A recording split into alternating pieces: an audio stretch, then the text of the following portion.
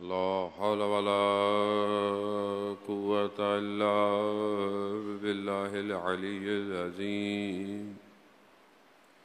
حسبنا الله ونعم الوكيل، نعم المولى ونعم النصير.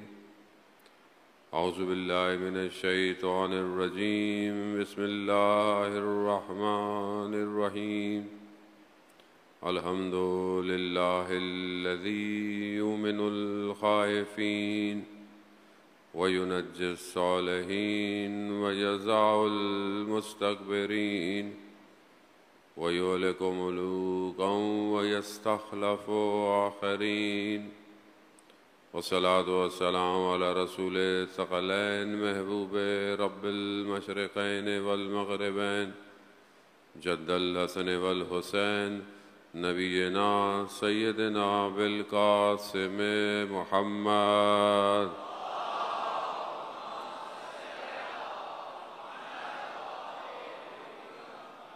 وعلى آله الطيبين الطاهرين المعصومين، لا سيما بقية الله في الأرضين. روحي وأرواحنا لتراب مقدم الفداء، ولعنة الله على أعدائهم أجمعين. بسم الله الرحمن الرحيم. رب اشرح لي صدري ويسر لي أمري واحلل عقدة من لساني يفقهوا قولي. أما بعد، فقد قال الله سبحانه وتعالى في كتاب الحكيم والقرآن المجيد: وما خلقت الجن والإنس إلا ليعبدون. صلوات بيت محمد.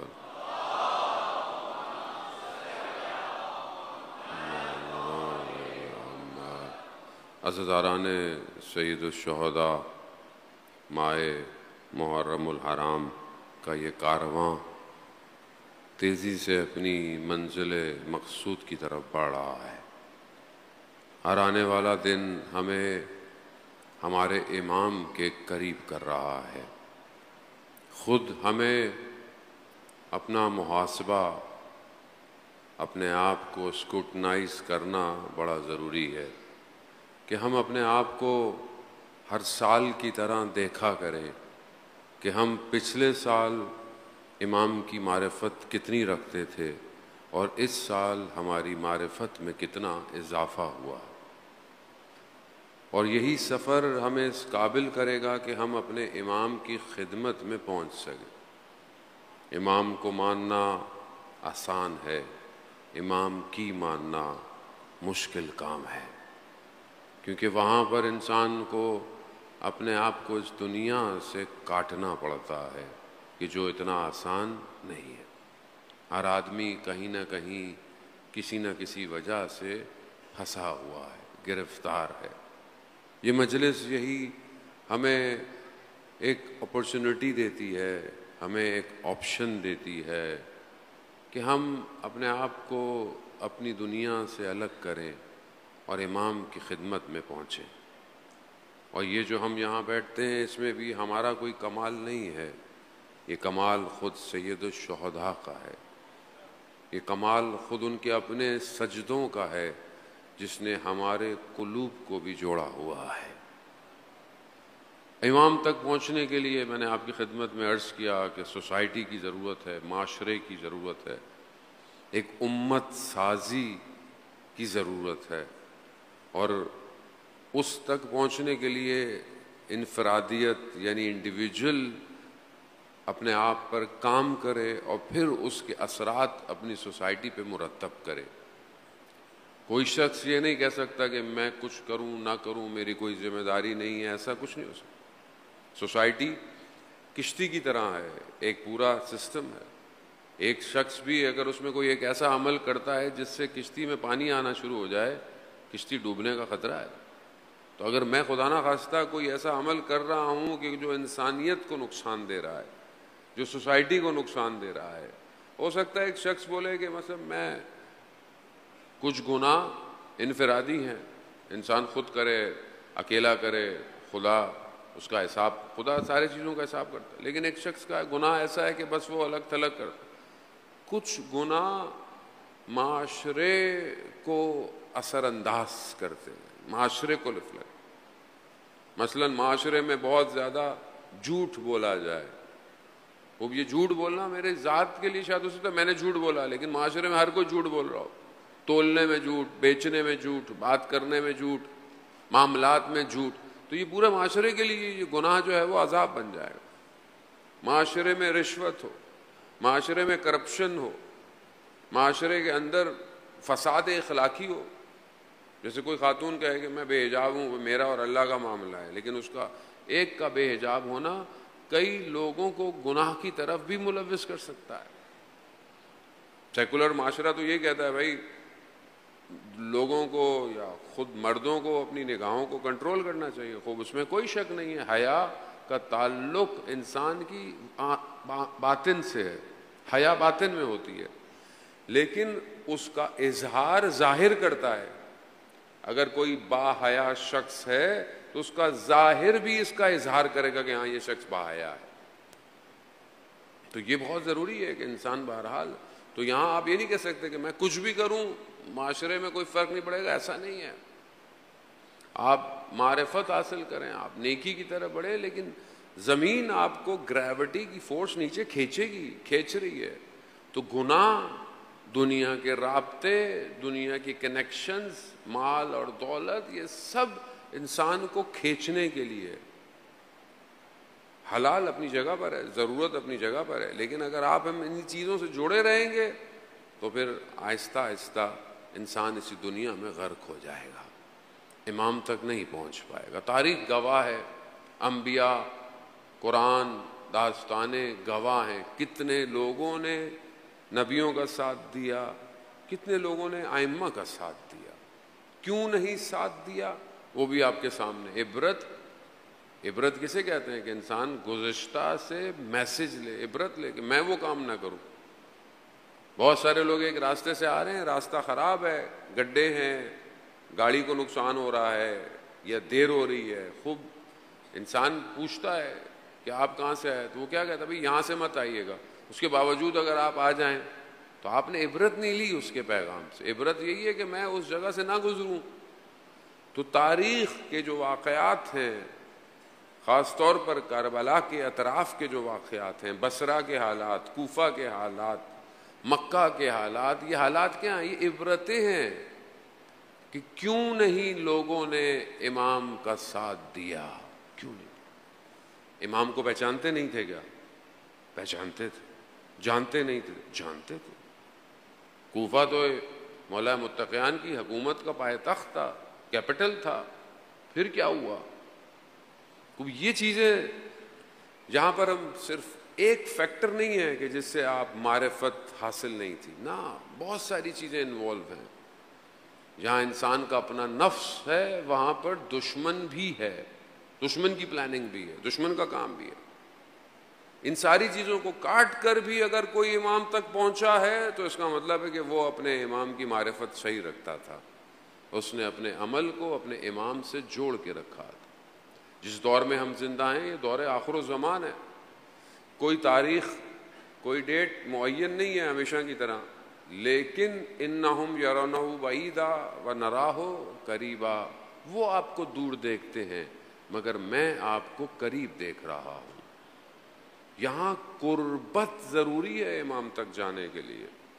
تو پہلے جو ہم نے گفتگو کی کہ استقرار کی جو کیفیت ہے اس کو ایجاد کریں کہ مجھے ضرورت ہے، مجھے گشائش کی ضرورت ہے، میں چاہتا ہوں کہ یہ حالات بہتر ہوں، یہ چیزیں بہتر ہوں، لیکن کیا یہ اضطراب میرا ذاتی ہے یا اجتماعی ہے؟ کیا یہ جو میں پریشان ہوں یہ میری پریشانی اپنے لیے ہے یا امام زمانہ کے لیے ہے؟ کل میں نے اس پہ کافی آپ کی خدمت میں بحث کی کہ کہیں یہ نہ ہو کہ ہم چاہتے تو ہیں کہ مشکلیں حل ہوں، لیکن مشکلیں کون سی؟ میری ذاتی مشکلات حل ہوں. بنی عباس کا دور ہے اور امام جعفر صادق علیہ الصلوۃ والسلام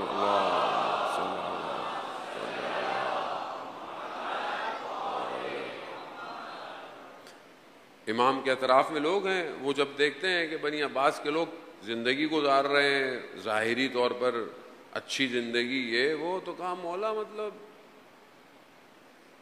ہمارے کب دن آئیں گے کہ ہم، تو امام نے کہا تم دنیا چاہتے ہو، یعنی تم یہ چاہتے ہو کہ تم ہمارے پاس آئے ہو کہ یہ حالات آئے، تم دنیا چاہتے ہو؟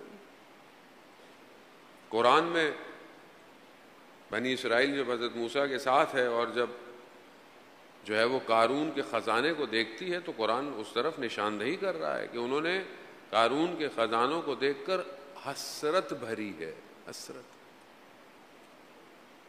یہاں یہ بہت ضروری ہے، یہ بہت باریک، بہت تھن لائن ہے انسان کی زندگی کے اندر کہ انسان اپنی کامیابی کو کیسے ڈیفائن کرتا ہے، کیا ہے میری کامیابی۔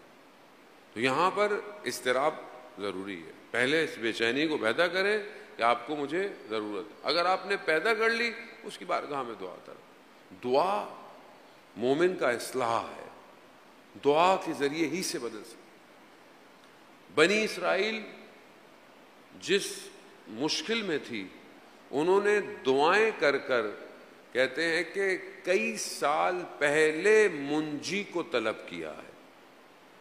حضرت موسیٰ علیہ السلام پروردگار نے نجات کے لیے ان کو بھیجا اور انہوں نے دعائیں کر کر کے اپنے اس سختی کے دنوں کو کم کروا دیا، لیکن ضروری نہیں کہ دعا جب قبول ہو جائے تو تب وہ مستجاب بھی ہو جائے، یعنی خدا نے قبول کر لی۔ حضرت موسیٰ نے جو دعا کی تھی کہ پروردگار میری مدد کر، میرے ساتھ مجھے میرا وسیع دے، 20 سال بعد دعا مستجاب ہوئی، دعا خدا نے قبول کر لی، خدا کہہ رہا میں تمہاری دعا قبول کر، لیکن دعا کب ہوگی پوری نہیں پتہ۔ اب یہاں پر ایک بہت سارے نکات، اخلاقی نکات ہیں سوسائٹی کے لیے۔ ہم ظاہر ہے سوسائٹی کی فارمیشن ہے، ہمارا ہدف بھی یہی ہے کہ ہم ایسی معاشرہ بنائیں، سوسائٹی بنائیں جس میں امام کا ظہور ہو، وہ سب آپ کے باطن سے ہے۔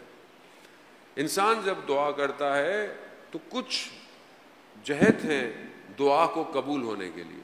ایک، دعا فوراً قبول ہو جائے، جیسے دعا آپ نے مانگی دعا ایز اٹ از قبول ہو گئی، جو مانگا مل گیا، ایک تو یہ ہے۔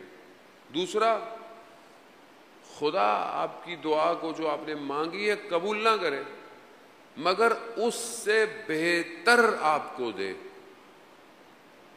اب اس کو سمجھنے میں انسان کو ٹائم لگتا ہے۔ مثال کے طور پر ایک بچہ دعا مانگ رہا ہے، مثلا طلب کر رہا ہے، یا اپنے مثلا والدین سے کہتا ہے کہ مجھے فلانی چیز چاہیے، اس کی نظر میں وہ چیز بہت بڑی ہے، لیکن والدین دیکھ رہے ہیں کہ نہیں یہ تو بیٹا چھوٹی ہے، ہم تمہیں اس سے بہتر دلا دیں گے۔ ہوتا ہے کہ ایسا ہوتا ہے؟ آپ ایک چھوٹی سی ڈنکی کو پسند کریں، ہو سکتا ہے والدین بولے نہیں بیٹا میں آپ کو بڑی گاڑی دلا دیتا ہوں۔ یعنی خدا بھی ایسی ہے، میں اپنے حساب سے جو مانگ رہا ہوں خدا اس سے بہتر مجھے عطا کرے، کیونکہ میں نہیں جانتا۔ تیسرا، خدا دنیا میں مانگی ہوئی دعاؤں کو دنیا کے اندر قبول نہ کرے بلکہ اس کا اجر اس کو آخرت میں عطا کرے۔ وہ یہ بھی دعا ہے کہ انسان دعا مانگ رہا ہے، بہت ساری دعائیں انسان مانگتا رہتا ہے قبول نہیں ہوتی۔ چوتھی، دعا مانگنے کے بعد دعا قبول نہ ہو لیکن خدا مصیبتوں بلاؤں کو آپ کی دعا مانگنے کی وجہ سے آپ سے دور کر دے، یعنی ہر حالت میں دعا فائدہ مند ہے۔ جیسے بہت سے لوگ کہتے ہیں نا میں کیا دعا کروں میری تو قبول ہی نہیں ہوتی، ایسے کیسے قبول نہیں ہوتی؟ خدا قرآن میں کہہ رہا ہے ادونی استجب لکم، تم مانگو میں قبول کروں گا، تم مانگو تو صحیح۔ اب یہ تو وہ ہے کہ بہرحال جو قبول ہو رہی ہیں آخرت میں بھی جزا مل رہا، اور تفسیر المیزان میں اس آیت کے ذیل میں بیان بھی ہوا علامہ طباطبائی نے، قیامت میں شخص کو بہت ریوارڈ ملے گا، لیکن جب وہ کہے گا خدا یہ تو میں نے عمل نہیں کیا تھا، کہا یہ وہ دعائیں ہیں جو تم نے مانگی تھیں اور دنیا میں پوری نہیں ہوئی، تو شخص کہے گا کاش میری دنیا میں کوئی بھی دعا قبول نہیں ہوئی ہوتی۔ لیکن یہ بات ہے لیکن یہ ظاہر ہے دنیا کے اندر اتنا آسان نہیں ہے۔ بہت سارے لوگ اصرار کرتے ہیں، ثعلبہ صحابی ہے رسول خدا، مدینہ ہے، رسول خدا کے پاس آتا ہے یا رسول اللہ میرے لیے دعا کیجئے، کس میرے رزق میں اضافہ ہو جائے۔ رسول خدا نے کہا جو تمہارے پاس ہے یہ کافی ہے، بار بار نہیں ہے رسول، میرے لیے دعا کرے، میرے رزق میں اضافہ ہو، مجھے اور ملے۔ رسول اللہ کہتے تمہارے پاس جو رزق ہے وہ تمہارے دین کی حفاظت کر رہا ہے، کافی ہے تمہارے لیے. نہیں مانگا، باہر رسول خدا پروردگار اس کو جو مانگ رہا تھا. ارث یعنی وراثت، کہیں سے پہنچتی ہوئی وراثت مل گئی، بہت سارے جانور مل گئے، بہت ساری زمین مل گئی. آہستہ آہستہ جانور اتنے زیادہ ہو گئے کہ مدینہ میں باہر اس نے زمین لے لی، بہت جانور بڑھ گئے، زمین بڑھ گئی. پہلے جو ہر نماز میں آتا تھا اب کم ہو گیا، اب کبھی کبھی نماز میں آتا تھا. ایک وقت آیا نماز میں آنا ہی چھوڑ دیا. ہوتا ہے نا بعض اوقات جاب نہیں لگی ہے تو نمازیں پوری پابندی سے ہو رہی ہیں، دعائے توسل بھی، زیارت عاشورہ بھی چل رہی ہے، سب چل رہا ہے. جیسے ہی ہو گیا کام وہاں صاحب ٹائم ہی نہیں ملتا، یار وہاں صاحب ٹائم نہیں ملتا، کام زیادہ ہے، آفس کا لوڈ ہے، نماز رہ جاتی ہے. ہوتا ہے آدمی پھر بہانے تو بنانا شروع کر دیتا ہے. پھر اس کے بعد یہ مشکل ہو جاتی ہے، وہ ہو جاتی ہے. عزیزان محترم، ایسے مال کا کیا فائدہ جس کے کھانے کے بعد انسان سجدے میں نہ جائے؟ کیا فائدہ یار، ایسی انرجی کا کیا فائدہ جو انسان کو خدا کے بجائے گناہ کی طرف.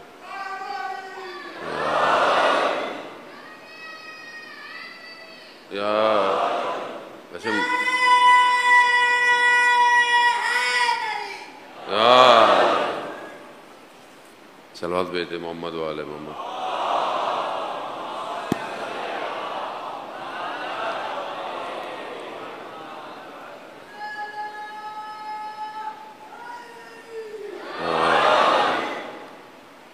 ایسی انرجی جو کھانے سے کیا ہوتا ہے، خوراک سے انرجی پروڈیوس ہوتی ہے.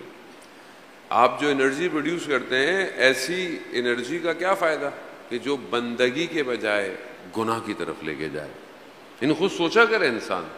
میں جوانوں سے کہہ رہا ہوں، اگر خدا نخواستہ کوئی غلطی کریں، گناہ کرے، تو ہمیشہ سوچا کریں کہ کیا کھایا تھا. اس سے تو بہتر تھا میں کمزور رہتا، اس سے تو بہتر تھا میں. وہ حدیث ہے، پروردگار ارشاد فرماتا ہے، حدیث قدسی ہے، کہ میں کچھ لوگوں کو عبادت میں بہت عبادت کرتے ہیں، میں خود ان کی عبادت میں رکاوٹ بن جاتا ہوں. کیوں؟ خدا کہتا ہے تاکہ ان کو غرور نہ آ جائے. ہونا ایک آدمی کو ہوتا ہے کہ بس میں تو ہر وقت تہجد اور میں تو خدا، اچھی بات ہے بہرحال جو، لیکن ہوتا ہے بعض اوقات انسان کے اندر آ جائے کہ بھائی ہر وقت میں تو دیکھو ہر وقت اول وقت نماز پڑھ رہا ہوں، قرآن پڑھ رہا ہوں، یہ پڑھ رہا ہوں. خدا کہتا ہے میں خود رکاوٹ بن جاتا ہوں تاکہ کہیں ان کو یہ غرور نہ آ جائے. دوسرا، خدا کہتا ہے کہ کچھ لوگ فقیر ہیں، فائنینشلی فقر ہے، میں ان کو پیسے یا ثروت نہیں دیتا. کیوں؟ کیونکہ اگر میں جانتا ہوں میں نے ان کو اگر ثروت دے دی تو یہ فاسد ہو جائیں گے، میں ان کو فقیر رکھتا ہوں. کچھ لوگ ثروت مند ہیں، پیسے والے ہیں، سب کچھ ہے، سب، میں ان کو پیسے دے کے ہی رکھتا ہوں. کیوں؟ کیونکہ اگر ان کو فقیر بنا دیا، میں جانتا ہوں یہ فاسد ہو جائیں گے، یہ گمراہ ہو جائیں گے. کچھ لوگ مریض ہیں، خدا کہتا ہے کہ میں ان کو صحت نہیں دیتا. کیوں؟ اگر میں نے ان کو صحت دے دی تو یہ میرے مخالف ہو جائیں گے. اور کچھ لوگ ایسے صحت مند ہیں کہ اگر میں نے ان کو مریض کر دیا تو یہ میرے گناہوں میں شامل ہو جائیں گے. پھر آگے آخر میں حدیث میں خدا فرماتا ہے کہ میں علم رکھتا ہوں، حکمت رکھتا ہوں، میں جانتا ہوں کس کو کیسے رکھنا ہے. خدا بہتر جانتا ہے. تو صالبہ نے اتنی دولت، اتنی جائیداد، اب اتنی ہو گئی، زکوٰۃ کا وقت آیا. رسول خدا نے جو مامورین تھے، جو زکوٰۃ لینے والے تھے، ان کو بھیجا کہ بھائی اس سے زکوٰۃ لو، اتنے جانور ہیں اس کے پاس، اتنی زمین ہو گئی ہے. اب جب اس کے پاس زکوٰۃ لینے گئے تو کیا کہتا ہے؟ کہتا ہے میں کوئی یہودی ہوں جو جزیہ دوں؟ نہیں ہے میرے پاس. جب رسول خدا کو یہ خبر ملی تو خدا نے کہا وائے ہو سالبے پر، میں کہتا تھا اس سے کہ مت مانگو، دین نکل جائے گا. نہیں نکل جائے گا. اللہم صلی علی محمد. یہ اذان محترم، یہ بہت ضروری ہے کہ انسان خدا کے اس رابطے کو پہچانے. دعا یعنی امام کے سب سے بہترین دعا کیا ہے؟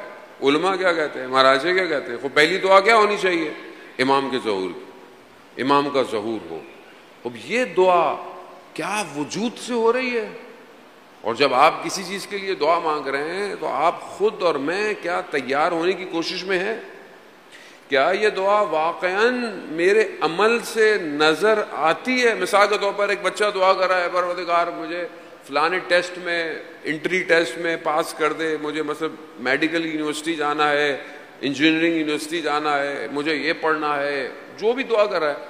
تو کیا صرف دعا اس کو لے کے جائے گی یا نہیں؟ پتہ چلے گا ہاں یہ پڑھتا بھی ہے، 8-10 گھنٹے پڑھائی بھی کر رہا ہے، کوچنگ بھی لے رہا ہے، کتابیں بھی کھولتا ہے، زحمت بھی کرتا ہے، خوب نظر آ رہا ہے کہ ہاں اس کی دعا اس کے عمل کے ساتھ ساتھ ہے. الاجل الاجل الاجل، مولا آ جائیے، مولا آ جائیے. مولا آئیں تو کہاں آئیں؟ اب یہاں اس کا مطلب وہی ہے کہ ہم ابھی اس اضطراب کی کیفیت کو سمجھ نہیں پا رہے، اس دعا کو سمجھ نہیں پا رہے. ایک طالب علم کا واقعہ، حجرے کا واقعہ، مشکلات تھی زندگی میں، پریشانی تھی. امام زمانہ کو خط لکھا. خط کیا لکھا؟ جو ضرورت تھی کہ یہ چاہیے یہ چاہیے، یہ امام کو وہ خط ختم ہو گیا، صفحہ ختم ہو گیا، چلا. ایسے میں دروازے میں کسی نے حجرے کے کھٹکھٹایا اور باہر ایک تھیلا رکھ دیا.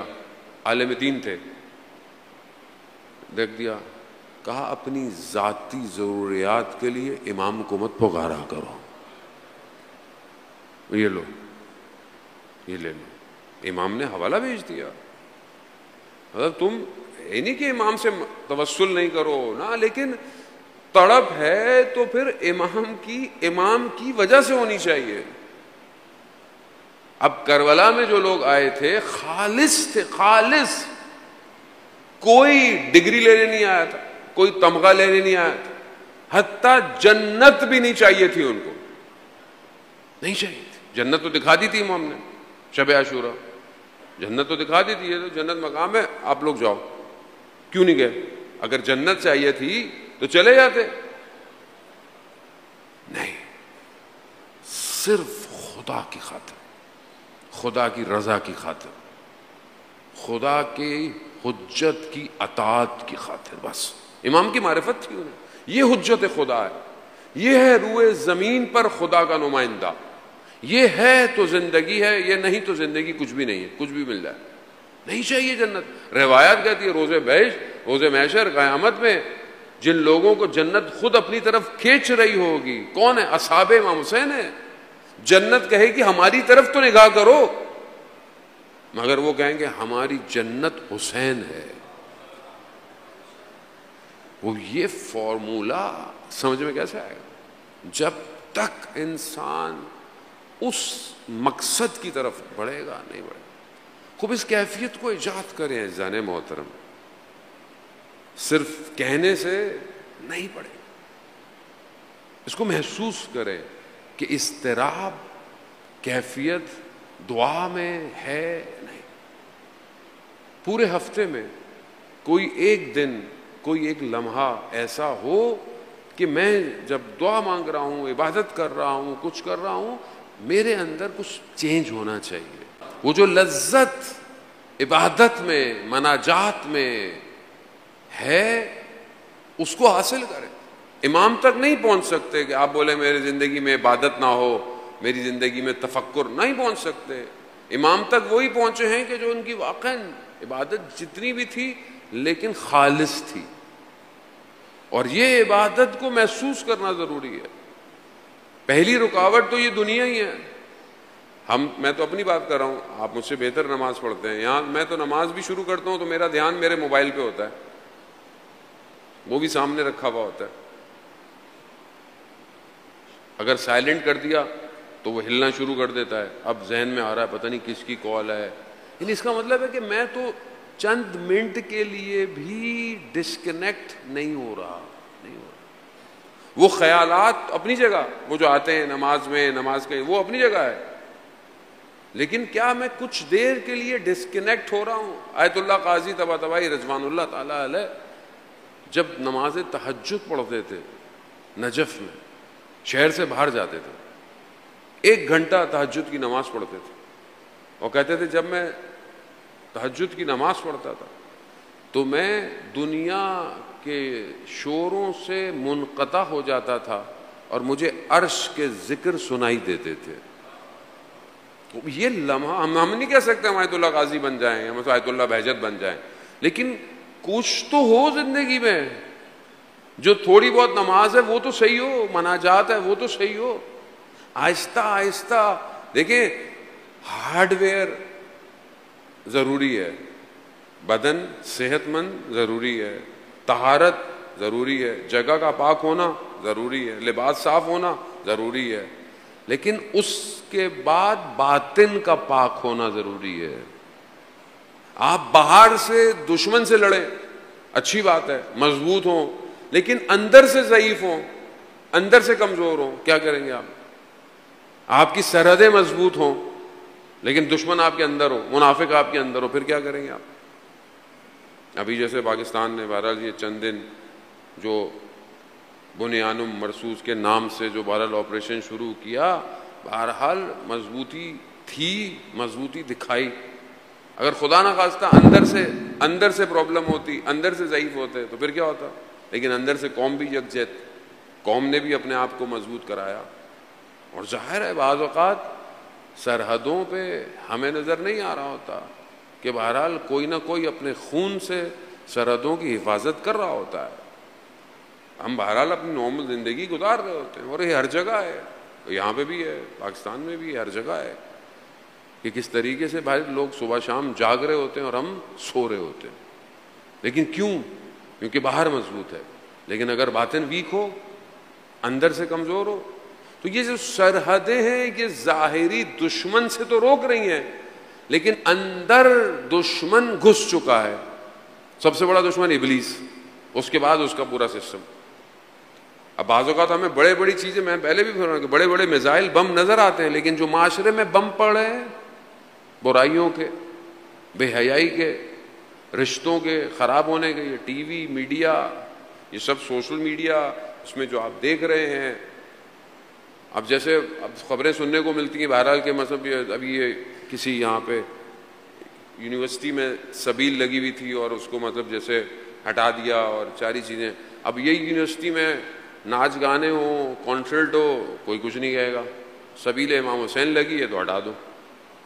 تو اس کا مطلب کیا ہے؟ اس کا مطلب ہے اندر سے ضعیف ہیں آپ، اندر سے کمزور ہیں.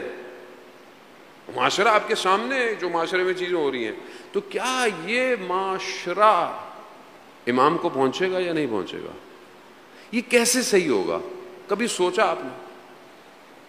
میں بہت پہلے سے سوچتا تھا ویسے امام کا ظہور ہوگا، یہ سب صحیح ہو جائے. کیسے صحیح ہوگا؟ خود صحیح ہوگا؟ خود صحیح نہیں ہوگا، یہ خود صحیح کرنا پڑے گا. تو پہلے میں اپنے گھر کو تو صحیح کروں، اپنی سوسائٹی کو صحیح کروں. اس اضطراب، یہ اضطراب صحیح کرے گا. عزیزان محترم، امام کی معرفت یہی ہے کہ جب مجھے پتا ہو کہ یہ حق ہے. کربلا میں جو امام کے ساتھ آئے تھے وہ حق جانتے تھے، ان کو پتا تھا صبح مار دیے بھی جائیں گے تو بھی کوئی فرق نہیں پڑے گا. کیوں؟ کیونکہ امام حق ہے. تو کیا ہم اپنے وقت کے امام کو حق نہیں سمجھتے؟ یا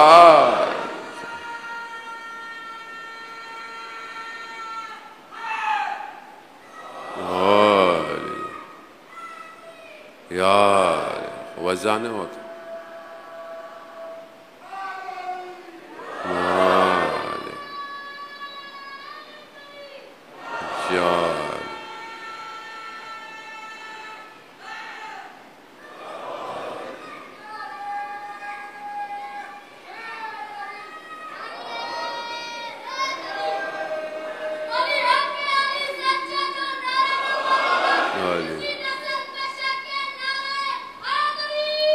یا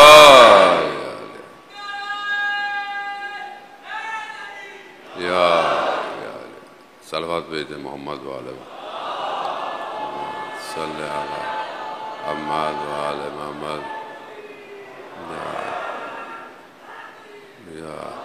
عزیزان محترم، خوب معاشرہ سازی انڈیویجول ایکٹ، فردی کام نہیں ہے. خوب ہم معاشرے کی طرف چلیں کہ کچھ چیزیں انسان کو معرفت کی طرف لے کے جاتی ہیں. حدیث کچھ نکات کو بیان کرتی ہے، معصوم سے روایت ہے کہ معاشرے میں تفکر، فکر بہت ضروری ہے، اور دشمن کوشش یہی کرتا ہے کہ معاشرہ سوچنے سے معذور ہو جائے، سوچے نہیں، سوچنے کی صلاحیتیں ختم ہو جائیں. جب سوچنے کی صلاحیت معاشرے میں ختم ہو جائے گی تو کچھ بھی معاشرے میں ڈالا جائے گا، معاشرہ اس کو قبول کرے گا. یزید نے کیا کیا معاشرے کے اندر؟ یزید کا جو معاشرہ یا یزید کا جو ٹائم تھا، اس ٹائم کیا مسئلہ، اتنے عالم اسلام کتنا پھیل چکا تھا، کہاں کہاں تک اسلام کی حدود تھیں، بہت دور دور تک اسلام پھیلا ہوا تھا. آخر کیا وجہ تھی کہ اتنا بڑا معاشرہ، اتنی بڑی حکومت، اس پوری حکومت کے اندر ایسا شخص آ جائے، ظلم کرے، ستم کرے، اسلام کے بالکل مخالف ہو جائے، حلال کو حرام کرے، حرام کو حلال کرے، اور کوئی کچھ نہیں کہہ رہا، بلکہ مفتی، مؤذن، فقیہ سب بیٹھے ہوئے اس کی حمایت کر رہے ہوں. کیا چیز تھی؟ ایک دو دن کا کام نہیں ہے، یہ اس سے پہلے سے کام ہو رہا تھا معاشرے کے اندر. یعنی یہاں تک آپ سوچیں نا معاشرہ کس نہج پہ تھا کہ شامیوں کو جب پتہ چلا کہ مولا متقیان مسجد میں شہید ہوئے تو کیا کہا انہوں نے؟ کیا علی مسجد چاہتے تھے؟ یعنی آپ سوچیں کہ اس زمانے میں کوئی انسٹاگرام تھا، فیس بک تھا، ٹک ٹاک تھا، BBC تھی، CNN تھا، کیا تھا؟ پروپوگنڈا، میڈیا، ان کا اپنا میڈیا تھا، ان کا اپنا میڈیم تھا. جمعے کے خطبہ ان کا میڈیم تھا، ہر جگہ بیٹھنا اٹھنا ان کا میڈیم تھا. اب یہ کتنا سٹرونگ کیا جاتا ہے. آج کیا سمجھتے ہیں؟ آج دشمن، آج تو پرابلم یہ ہو گئی ہے کہ انہی کی بنائی ہوئی چیزیں ان کے کنٹرول سے باہر چلی گئی، اور آج بہرحال دنیا بیدار ہے، دنیا کافی حد تک بیدار ہو چکی ہے. پرسنل میڈیا کہیں نہ کہیں سے خبریں لوگ بیان کر دیتے ہیں، لیکن بہرحال ابھی بھی بہت بڑا حصہ ان کے ہاتھ میں، میڈیا ان کے ہاتھ میں، وہ مینوپولیٹ کرتے ہیں، خبروں کو تبدیل کر دیتے ہیں، جس کو دل چاہے خرید لیں، جس کو دل چاہے نکال دیں. ابھی ٹرمپ نے کیا کیا؟ وہ جو CNN کی نیوز کارٹسٹ نے بولا کہ بھائی یہ جو انہوں نے دھماکہ کیا یا جہاں پر نیوکلیر تھا مارا تھا، کچھ بھی نہیں ہوا. ٹرمپ نے بعد میں آگے کیا بولا؟ کہہ رہا یہ دیوانی ہے، اس کو باہر نکال دو، خبر کر دو. میڈیا پاور یہی ہے ان کے پاس، دشمن کے پاس.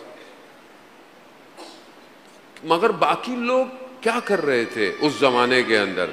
وہ زمانہ اس ٹائم کیا کر رہا تھا کہ لوگوں کو احساس ہی نہیں ہوا.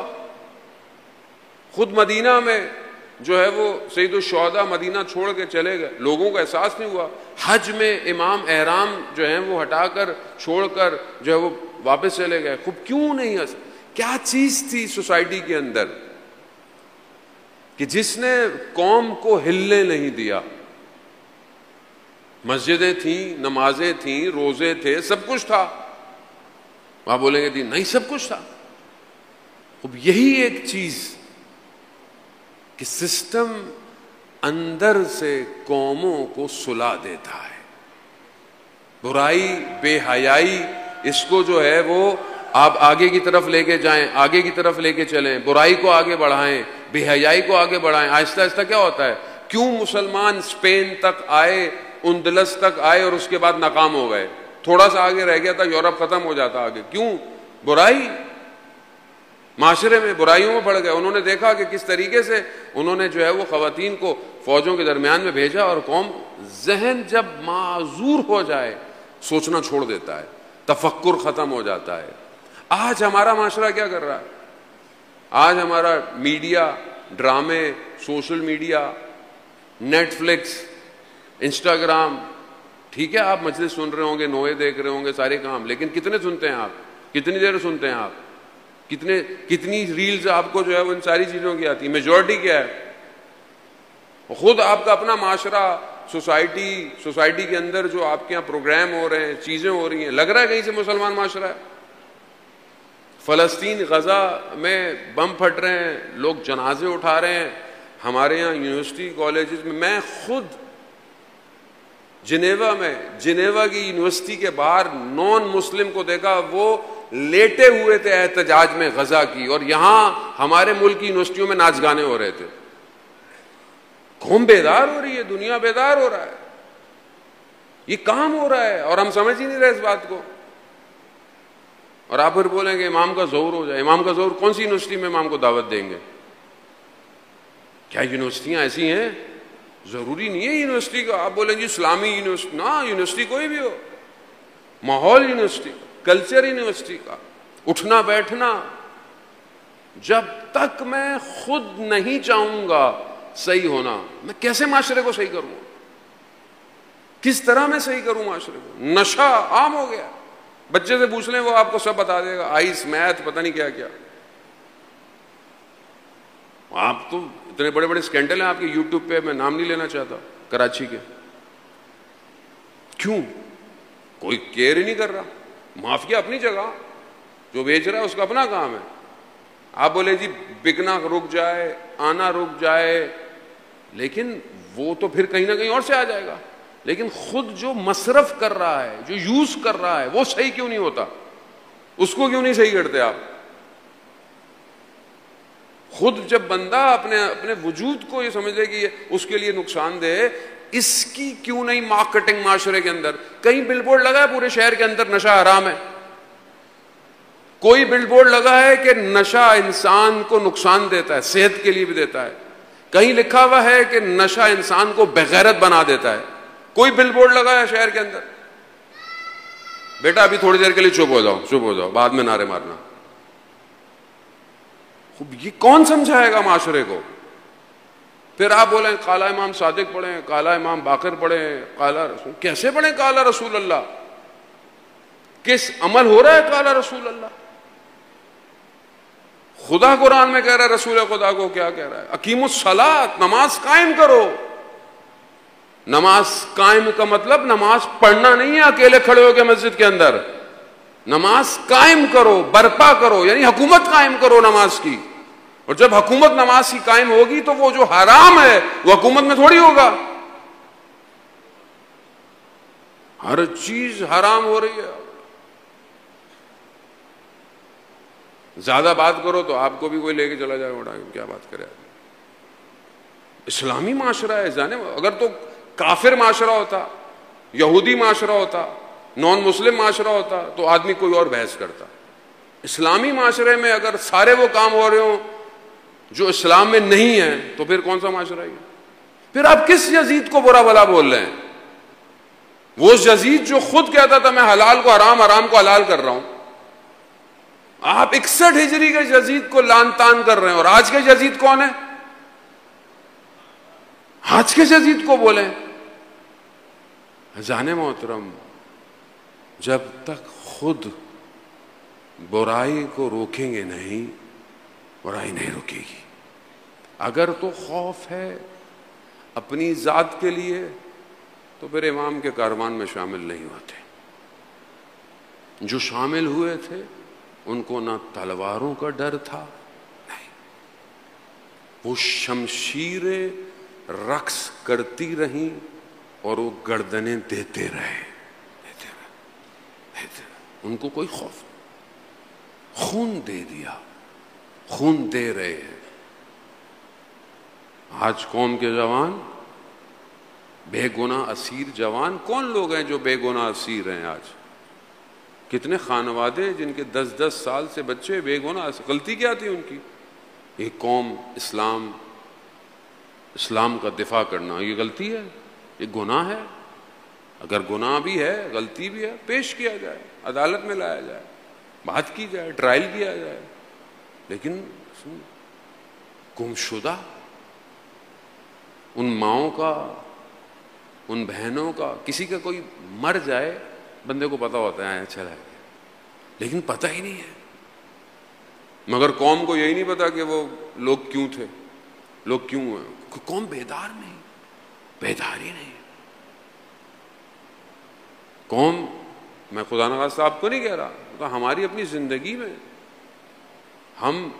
ہمارے ہاں کتنے لوگ جو ہے وہ زیارت جامع کبیرہ پڑھتے ہیں یا پڑھی ہے زیارت جامع کبیرہ، زیارت آل یاسین امام زمانہ کے لیے، زیارت امین اللہ. یہ زیارتیں جو بہرحال زیارتوں میں جاتے ہیں ان کو تو توفیق ہو جاتی ہے، لیکن عام معاشرے کے اندر کہاں یہ چیزیں رائج؟ کیوں؟ کیونکہ بیدار نہیں ہے انسان. اپنا پروفیشن، اپنی ساری چیزیں اگر امام کے لیے ہیں تو ڈرائیو کریں. کیوں ہر کوئی مجبور ہے؟ نہیں مولانا صاحب گورنمنٹ کی نوکری ہے تو بس ایسے ہی کرنا پڑے گا. گورنمنٹ کی نوکری، بھائی تو گورنمنٹ آپ کی اپنی ہے. خود ہی ہم نے ضعیف کیا ہے، خود ہم نے کمزور. اچھے پڑھے لکھے لوگ جو بیوروکریسی میں آئیں گے، خدا کا خوف رکھیں گے تو یہ ملک بنے گا کہ نہیں بنے گا؟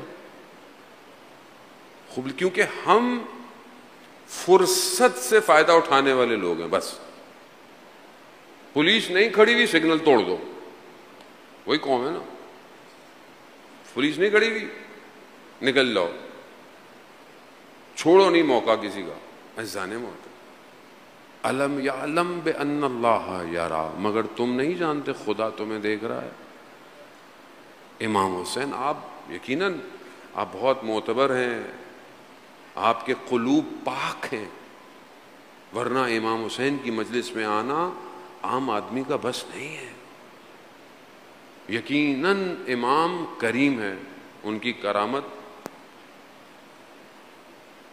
انسان خود تو اپنے آپ کو دیکھے کہ وہ کیا کر رہا ہے، خود خدا کی بارگاہ میں عزیزان محترم انسان اپنے اعمال کو ملاحظہ کرے. امام کی خدمت میں کئی لوگ کئی جگہ ملاقاتیں ہیں، امام سے تشرف بھی ہے، امام سے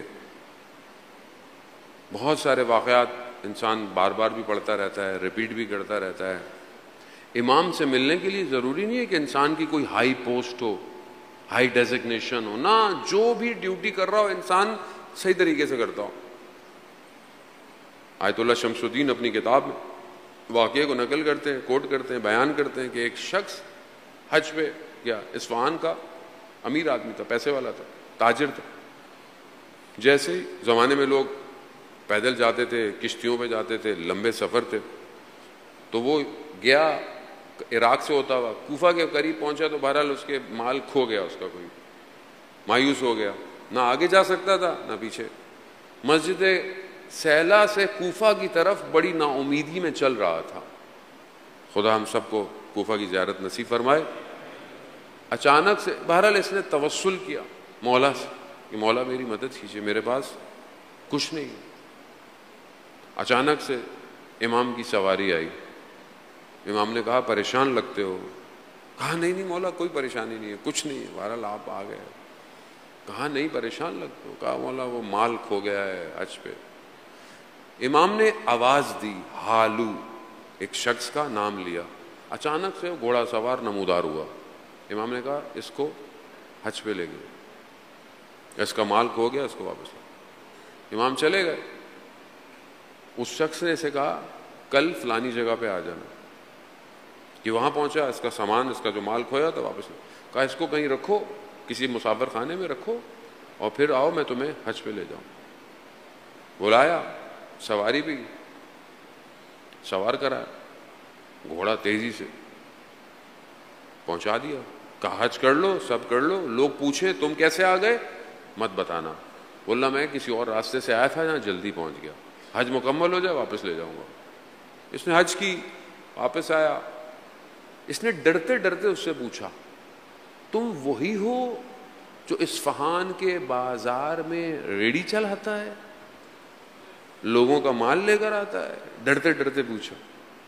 کہاں میں وہی ہوں.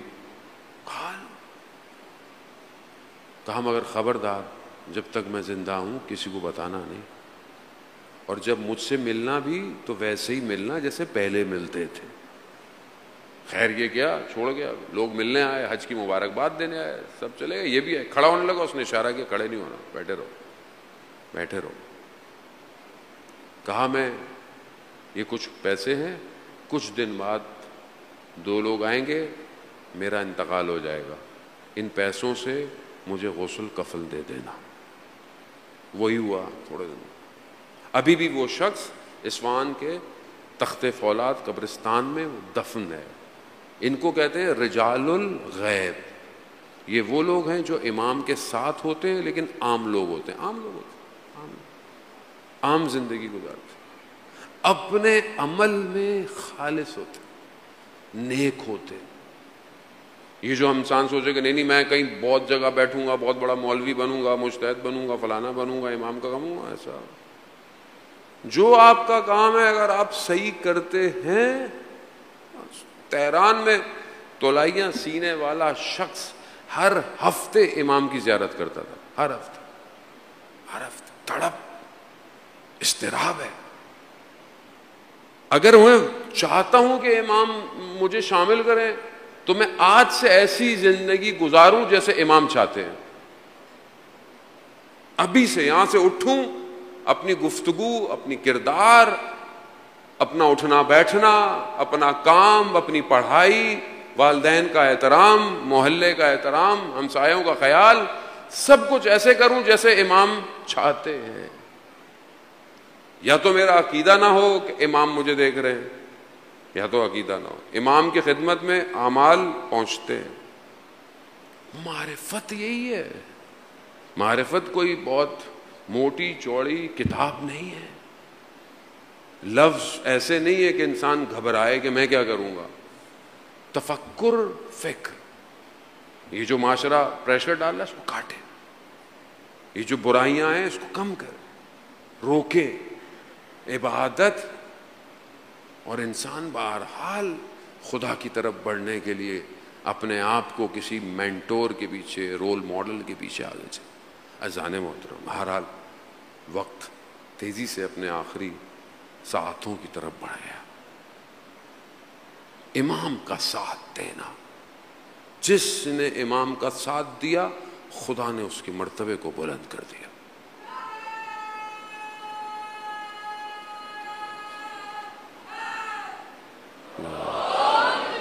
کربلا میں ایسی ہستیاں, کربلا میں جنہوں نے اپنا سب کچھ امام کے لیے قربان کر دی. کربلا میمانت اگر زینب نہ بود, کربلا میں رہ جاتی اگر جناب زینب نہ ہوتی. کیسا ساتھ دیا, کیسے خطبے پڑھے, دشمن کی سازشوں کو انہی کے محلوں میں برباد کر دیا. کیا تھا؟ سب کچھ امام کے لیے. امام بھائی ہے, یقیناً بھائی ہے, لیکن امام ہے. مدینہ چھوڑنے لگے. امام حسین, بہن نے پوچھا بھیا کہاں کی تیاری ہے؟ ہاں بھیا. بہن مدینہ چھوڑ آؤ. کہا آپ جانتے ہیں میں آپ کے بغیر نہیں رہ سکتی. کہا ہاں. کہا ہم اگر اپنے شوہر سے اجازت لیں, عبداللہ امام ہیں جانتے ہیں, جناب عبداللہ مریض ہیں,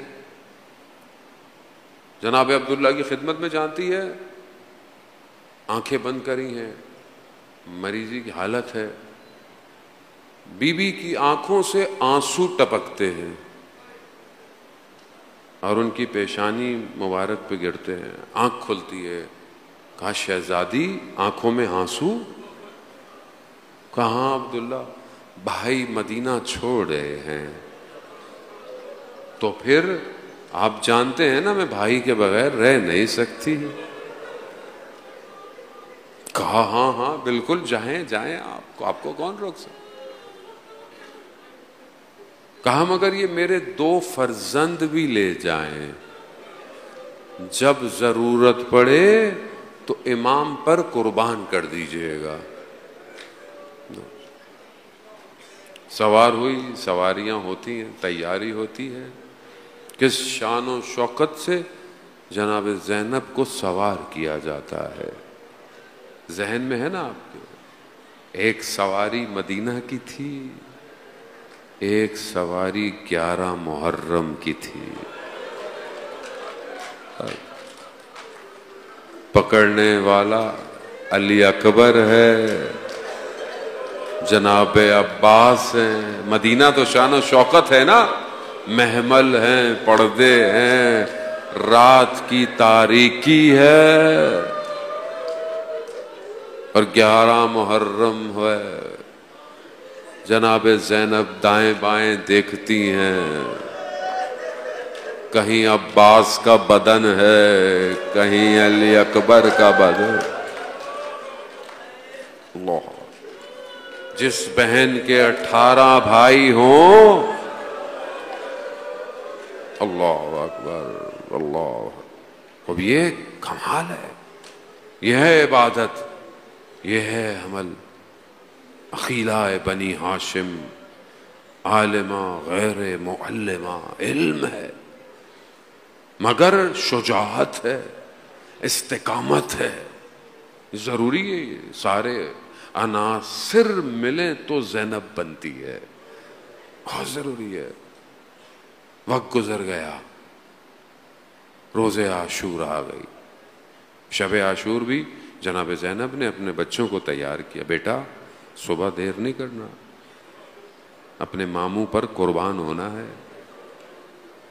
روز عاشور ایک ایک کر کر جانے لگے، ایک ایک کر کے جانے لگے، بار بار بھیجتی ہیں، جاؤ اجازت لو، اجازت نہیں ملتی۔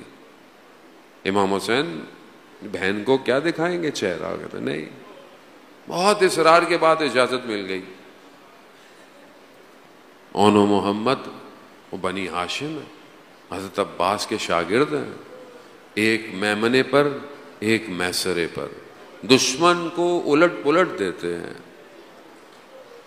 جنگ لڑتے ہیں، مگر لڑتے لڑتے چھوٹا بھائی زخمی ہو جاتا ہے، اور جب گرنے لگتا ہے نا تو بڑا بھائی کہتا ہے بھائیا ہم بھی آ رہے ہیں۔ جیسے ہی دوسرے کو بھی لگتے ہیں اور وہ زمین کی طرف آتا ہے، بس وہ یہی کہتا ہے مولا میرا آخری سلام ہو۔ امام حسین بہت تیزی سے پہنچتے ہیں، روح پرواز کر گئی ہے۔ اب جتنے بھی بدن خیموں میں جاتے تھے نا تو جناب زینب پہلے کھڑی ہوتی تھی تاکہ بھائی کا ساتھ دے سکے، بھائی کو دل رکھ سکے۔ اب یہاں امام حسین ایک جگہ اون، ایک جگہ محمد، سینوں سے لگائے، پاؤں زمین پر گھسیٹتے ہوئے دونوں کے بدن کو خیموں کے باہر رکھا۔ اہل حرم کی خواتین بس چند منٹ اور پھر اس کے بعد جو ہے وہ شبیہ تابوت برآمد ہوگا، زیادہ چند منٹ اور۔ کہتے ہیں کہ خواتین اہل حرم نے دیکھا کہ زینب کہاں ہے، کہیں بے ہوش تو نہیں ہو گئی خیموں کے اندر۔ اب جا کر کیا دیکھا، سر سجدے میں ہے، ہاتھ بلند ہے، پروردگار 2 نشانیاں بھیجی تھی اسے اپنی بارگاہ میں قبول کر لے۔ اہل حرم کی خواتین نے کہا بی بی زینب اون و محمد آ گئے۔ کہا آ گئے کیسے آ گئے، میں نے تو انہیں بھیجا تھا۔ اب جا کر کیا دیکھتی ہیں، ایک طرف اون ہے، ایک طرف محمد ہے، امام حسین سر جھکائے کھڑے ہیں۔ لوگ سمجھے بی بی زینب گر جائیں گی، دونوں بدن کو کنارے کیا، سر سجدے میں رکھا، کہا پروردگار تیرا شکر۔ کبھی علی اکبر کو روئی، کبھی اصغر کو روئی، پلٹی تو سکینہ کو روئی، کبھی اپنے بھائی پر روئی، مگر نہ روئی۔ ہاں روئی جب مدینہ پہنچی، جب گھر داخل ہوئی، جب حیات دیکھا، حجرہ دیکھا، کہا حیات، آئے محمد۔